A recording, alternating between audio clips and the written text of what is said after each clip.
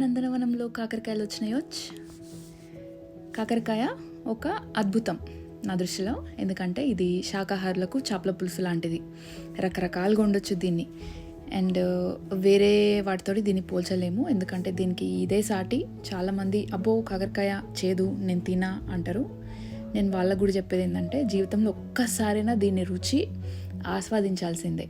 నేను కాకరకాయ వండే విధానాల్లో ఒక్కటి ఈరోజు చూపిస్తాను. అసలు చెట్టు మీద నుంచి తెంపి వెంటనే వండడంలో ఉన్న మజా అంతులేనిది, దాన్ని అసలు వర్ణించలేము. స్టవ్ మీద గిన్నె వేడవుతుంది. ఈలోపు ఉల్లిపాయలు కొయ్యాలి, చాలా సన్నగా కొయ్యాలి. ఎంత కాకరకాయ ఉంటే అంత ఉల్లిపాయలు అవసరం ఈ రెసిపీకి. హరికేన్ లారా వల్ల మాకు కూడా ఇక్కడ మబ్బులు ముంచుకొస్తున్నాయి. వర్షం పడేలోపు ఇది వండి లోపలికి తీసుకెళ్ళిపోవాలి, లేకపోతే తడిచిపోతాము. ఇవి అయిపోయినాయి. గిన్నె వేడైంది. కొంచెం నూనె వేసి, కొంచెం ఎక్కువే పడుతుంది నూనె, కొంచెం జీలకర్ర, అన్ని కూరల్లాగే దీనికి కూడా పోపు పెట్టుకోవాలి. కొంచెం ఆవాలు, కొంచెం కరివేపాకు వేసి, కెమెరా మీద ఆయిల్ చిల్లింది, తుడుస్తాను. ముందు ఆనియన్స్ వేద్దాం, ఉల్లిపాయలు. అప్పుడప్పుడు ఆంగ్లం వచ్చేస్తుంది, వద్దనుకున్నా కూడా వచ్చేస్తుంది. ఉల్లిపాయలు మొత్తం ఉడికి దగ్గరికి అయిపోతాయి, అప్పటిదాకా వేయించుకోవాలి వీటిని. ఇవి వేగలోపు కాకరకాయలు కోసి పెట్టుకుందాము. కాకరకాయలు ముందే కడిగి పెట్టిన. ఈ విధానంలో వండేటప్పుడు చాలా సన్నగా చిన్నగా కొయ్యాలి వీటిని. కాకరకాయ అనగానే ముందు ఉప్పు నీళ్ళలో నానబెట్టాలి, ఉప్పు నీళ్ళల్లో ఉడకబెట్టాలి.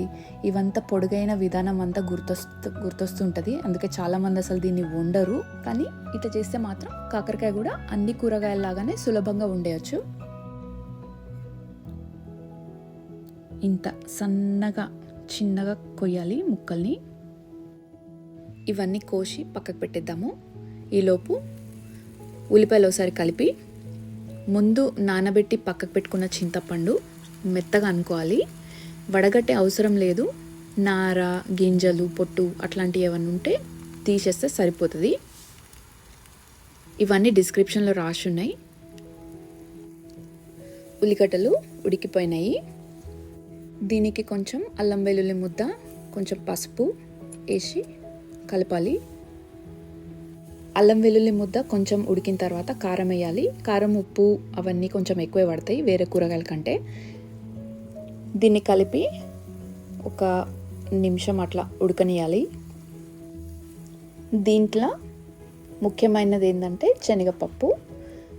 కూరగాయలు కట్ చేసుకునే కంటే ముందు శనగపప్పు కొంచెం వేడి నీళ్ళల్లో నానబెట్టండి. కొంచెం నానిన తర్వాత పోపులో వేయచ్చు. మొత్తం శనగపప్పు వేసిన తర్వాత ఒక 2-3 నిమిషాలు ఉడకనియాలి దాన్ని. ఇప్పుడు కాకరకాయ ముక్కలు వేయచ్చు. శనగపప్పు పోపులు వేస్తే ఎట్లా ఉడుకుతుంది అని చాలామంది అడిగినారు నన్ను. కానీ దీంట్లో అట్లాంటిది ఏమి ఉండదు. శనగపప్పు కూడా మంచిగా ఉడుకుతుంది. 2-3 నిమిషాల తర్వాత దీంట్లో ఉప్పు, బెల్లము, చింతపండు వేయాలి. నేను సూకనాట్ షుగర్ వేస్తున్నా దీనికి.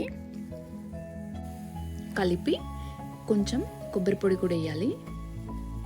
చింతపండు వేసినాం కాబట్టి ఎక్కువసేపు కలపకపోతే మాడిపోతుంది. మధ్య మధ్యలో కలుపుకుంటూ ఉప్పు కారాలు రుచి చూసుకుంటూ అవసరమైతే ఇంకొంచెం వేయాలి. ఎటైనా హాలిడే ట్రిప్స్కి పోయినప్పుడు లేదా క్యాంపింగ్ పోయినప్పుడు నేను ఈ కూర చేస్తాను. దీంట్లో ఉప్పు కారం ఎక్కువ పడతాయి కాబట్టి, అండ్ చింతపండు కూడా ఉన్నాయి కాబట్టి 1-2 రోజులు ఫ్రిడ్జ్లో పెట్టకున్నా కూడా బాగానే ఉంటుంది. మరీ ఎండాకాలం వేడి ఎక్కువ ఉంటే మాత్రం ఫ్రిడ్జ్లో పెట్టాల్సి వస్తుంది. ఇది అన్నం, దోశ, రొట్టెలు దేంతోనైనా తినొచ్చు. చాలా కమ్మగా ఉంటుంది. 10-15 నిమిషాల తర్వాత శనగపప్పు ఉడికిపోతుంది. మరీ మెత్తగా ఉడకనియద్దు. కాకరకాయ ముక్కలు దగ్గరికి అయిపోయి పప్పు కొంచెం ఉడికితే చాలు, పలుకు లేకుండా ఉడికితే చాలు. వండిన రోజు కంటే తెల్లారి ఇంకా బాగుంటుంది ఈ కూర. మీరు కూడా ఇట్లా వండి చూడండి, ఎట్లొచ్చిందో నాకు కామెంట్స్లో చెప్పండి. ఈ వీడియో మీ అందరికీ నచ్చింది అనుకుంటున్నా. కొత్త వీడియోలో మళ్ళీ కలుద్దాం. నమస్తే.